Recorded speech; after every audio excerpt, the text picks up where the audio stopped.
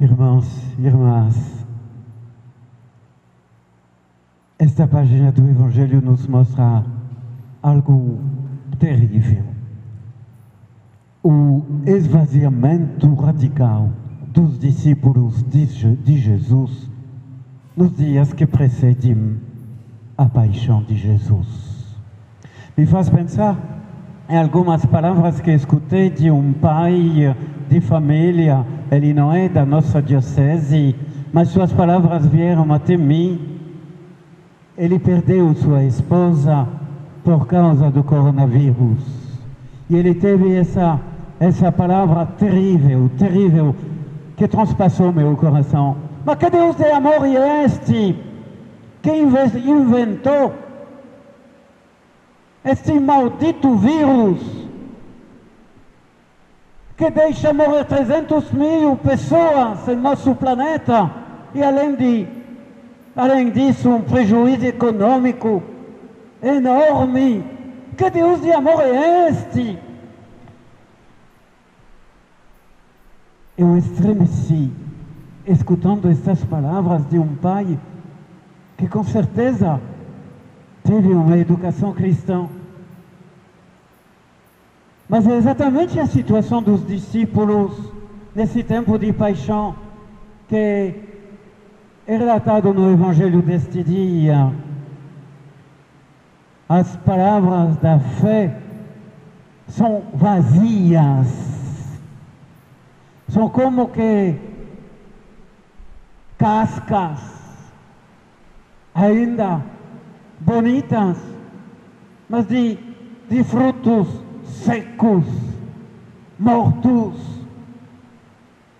As palavras de reino de Deus, de amor de Deus, de vida eterna, são palavras vazias, que nem os grãos de milho, quando o milho apodreceu, tem ainda aquela casca dourada bonita, mas dentro nada.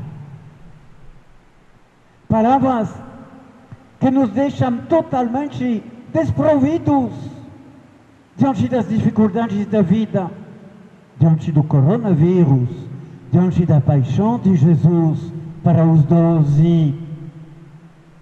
E você escutou como Jesus, com uma infinita delicadeza, compreensão, sensibilidade, se dirige a Tomé, a Felipe, e a muitos dentre nós também. Estou convosco, e tu não me conheces, Felipe. Não acreditas que eu estou no Pai e que o Pai está em mim? Acreditai-me por causa das obras. Pois é, meu irmão, existe uma relação muito forte entre a tua fé e a tua esperança. E quando a fé vai se esvaziando aos poucos, talvez por não ser mais praticada, ela permanece como uma casca bonita de um conteúdo seco, reduzido em pó. A tua esperança precisa de um alicerce vivo, que se chama a fé viva. A falta de fé é o assassínio da nossa esperança diante das dificuldades como as mais extremas do coronavírus entre nós. Quando alguém não tem mais fé e finalmente não espera mais nada de Deus, também porque não reconhece em Deus um infinito amor, perdeu isso, não recebe mais nada dele, porque não pede nada, ou pede muito mal, apenas como alguém que grita. Aí a nossa esperança fica como que amputada, só resta o gosto pelo desafio, o optimismo. São duas formas da esperança puramente humana, mas que não tem nenhum alicerce estável. Pois o gosto pelo desafio diante da paixão de Jesus ou diante do coronavírus, fracassa.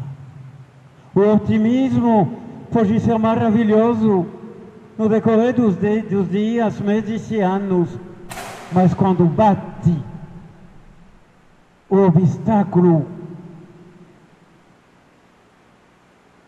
o optimismo seca como o grão de milho, mesmo se pode guardar uma fachada. A esperança está amputada quando lhe se tira a fé viva. A gente vive com um otimismo decepcionado, com um gosto passageiro pelo desafio. É a situação dos 12 apóstolos diante da paixão de Jesus que está se aproximando. É a situação de muitos entre nós. Nesse tempo de coronavírus, que está se aproximando cada vez mais em nosso sul do Pará, e já fez suas primeiras vítimas, e ninguém sabe o que será o dia seguinte. Então, é preciso que os cristãos reforcem o alicerce da própria esperança. Alguém me contou que o meu predecessor, Dom Pedro José Conti, talvez tu vais saber me dizer isso. Antes que eu chegue, Dom Pedro José Conti teve que fazer obras gigantescas. Tu deves saber isso, Valdeci. E que se descobriu que a Catedral de Conceição do Araguaia estava acima de areia, que estava levada pela chuva por baixo da Catedral, e que em breve a Catedral de Conceição ia parcialmente ou totalmente desabar. Eu não sei se é verdade, mas me foi contado que era um grande vazio debaixo da Catedral. É exatamente isso a esperança quando a fé vazou. Mas o que devo fazer se o alicerce da minha fé está morto? Se ele é morto, tu deves com urgência encontrar o médico da nossa fé, que se chama Cristo Senhor, pois é aquele que ressuscita os mortos. Ele não ressuscita todos os dias mortos físicos, mas te prometo que mortos espirituais eu encontrei um bocado na minha vida de padre. Se a fé é fraca, sem ser totalmente morta, é urgente que tu alimentes novamente a tua fé, para que ela possa servir de alicerce à tua esperança. Mas como isso? É a palavra de Deus. Tu vais reabrir o teu evangelho diariamente.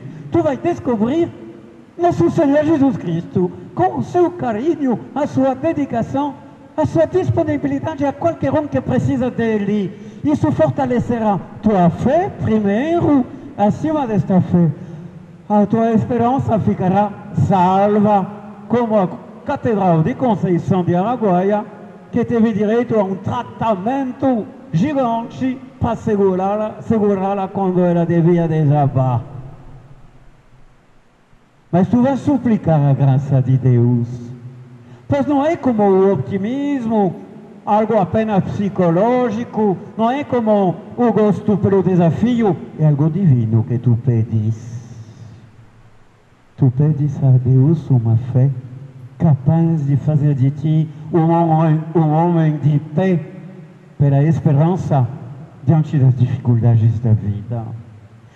Tu vês como esta palavra de hoje é grande e como este desabamento dos discípulos é precioso para nós, porque no decorrer dos anos passamos todos por isso, cedo ou tarde, e tu verás que tu serás capaz de superar os limites do otimismo, os limites do gosto pelo desafio. Tem momento em que isso não traz mais nada, só a fé que te faz contar com Deus. Eu quero te contar um filme que assisti faz pouco tempo. Com certeza alguns de nós assistiram, pois é muito novo. A história do menino que encontrou o vento. Estamos na África, num período de seca braba, e que a cada ano fica piorando. Os rios secaram, os riachos secaram, e finalmente os poços secaram. E toda a região da África está vivendo o êxodo rural, rumo às favelas das grandes cidades, onde se possa sobreviver. E lá, numa aldeia, um menino não se conforma. Ele sabe o que significa a favela das capitais. Ele é da escola fundamental municipal. Ele se joga por inteiro nos estudos, sozinho, na biblioteca da escola municipal, por amor aos irmãos, por amor à vida. Ele estuda. Se os riachos secam, se os poços secam, então é preciso remediar a esta seca danada. Ele estuda, cata os materiais necessários. Ele tem um sonho na cabeça, no coração sobretudo. Ele conseguiu uma bicicleta de que precisa para produzir um pouco de energia com a dinamo. Ele ergueu uma torre. Eu não vou te revelar o final do filme, mas a água que não veio mais de cima agora vai subir do fundo da terra por uma eoliana que ele conseguiu inventar. Tem aqui as duas belas dimensões da esperança cristã. O quê? Bom, tem todo o esforço humano. O cristão não está dispensado do esforço para lutar contra o mal. O esforço humano daquele menino foi se lançar nos estudos, remediar a seca, construir uma eoliana. Ele gastou tudo para isso, o seu tempo, o seu dinheiro. Mas ele venceu. A água que não vinha mais do céu, veio de baixo da terra. Isso é o trabalho humano da esperança humana e da esperança que Deus dá. Pois tem também a face invisível da esperança. Foi todo esse trabalho invisível do Espírito Santo no coração daquele menino, para que ele nunca desistisse.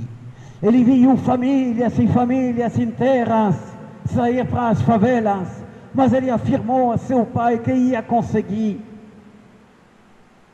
Foi o Espírito Santo que o guiou, o fortaleceu, o consolou quando parecia impossível e assegurou que debaixo dos poços ainda tem água e que os poços podem ser secos, mas tem câmaras de água que são ainda acessíveis. É só fazer-a subir para a superfície. Está entendendo o que é a esperança? É esse trabalho interior do Espírito Santo que, pelo intermédio da fé, não te faz desistir, não te faz te arrender, não te faz te dobrar diante do mal, e tu vences, porque o Espírito Santo te ajudou nos teus esforços de cada dia. Eu digo isso, mas tem tantas mais aqui entre nós que sabem que o que estou contando é o cotidiano da vida de mãe. No cotidiano da mãe tem todo esse esforço contínuo para educar os filhos, segurar o marido, levar à frente o barco. E não é fácil. Minha mãe tem 10, eu sei o que eu falo. Mas tem também, pelo intermédio da fé viva, a esperança que não desaba. Ela pode às vezes se dobrar, que nem um bambu, mas ela não quebra. Quando a fé está firme, a esperança está forte. Amém. E por isso as nossas mães merecem todo o nosso agradecimento.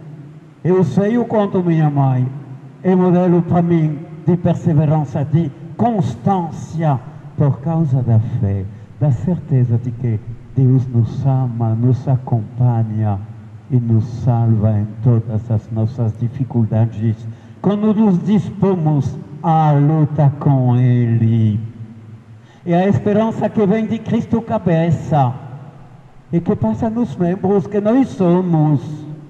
O poder e a bondade de Deus não vão deixar-nos órfãos diante do coronavírus.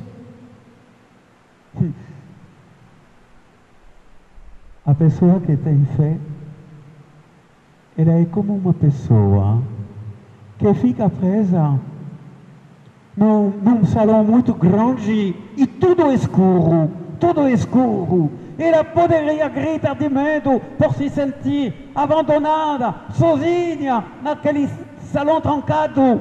Mas a pessoa que tem fé é a pessoa que tem essa convicção que uma outra pessoa desceu para estar com ela nesse salão escuro e trancado.